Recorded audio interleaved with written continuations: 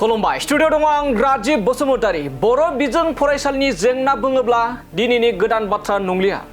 बर' बिजोंनि जा फरायसालि आरो बर' बिजोंनि जा फोरोंगिरिफोरनि जेंनाजों लोगोसे गोबां जोंनि बर' बिजोङाव जा बर' बिजोंनि सोलोंथाइ लानाय बेयाव गोबां जेंनाजों फरायसाफोरनिफ्राय लानानै फोरोंगिरिफोरनिसिम गोबां जेंनाखौ जों दिनै गोलाव बोसोरनिफ्रायनो मोनबोगासिनो दं। गोबां बर'नि हारि माहारि आफादनि एबा माहारियारि आफादजों लोगोसे गुबुन आफादफ्राबो जा बर' बिजोंनि जेंना बेखौ लानानै गोबां सावरायबोदों। गोबां मन्त्रि एमएलएजों गोबां गाहाय मन्त्रिजों लोगोसे हादोरनि गोजौ थाखोनि लेभेलजोंबो गोबां बर' बिजोंनि जेंनाखौ लानानै सावरायबोबाय थानायखौ जों नुगासिनो दं।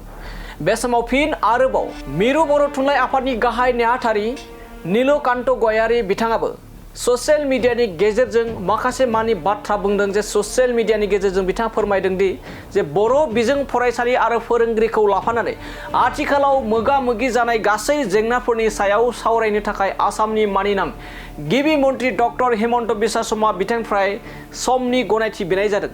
मिजिं खालामदों सम आरो खाबु नायनानै रायज्लायनायनि खाबुखौ मानिनां गिबि मन्त्रि डक्टर हिमन्त बिश्व शर्मा बिथाङा होगोन होननानै आसा खालामदों। जेराव दिनैनि समाव गोबां बर' बिजों फरायसालियाव दासिमबो लेखा सहैजोबैनि जा खौरांखौ नोंथांमोना मोनगासिनो दं। बेजों लोगोसे गंसे फरायसालिखौ सासेल' फोरोंगिरिजों फोरोंबाय थानाय जादों गोबां मानि फरायसाफोरखौ। बेजों लोगोसे आरो गोबां फरायसालिफोरा दासिमबो मोजां खाबु गोनां जे गंसेबो मोजां खाबु गोनां फरायसालि गैया बर' बिजोंफोराव।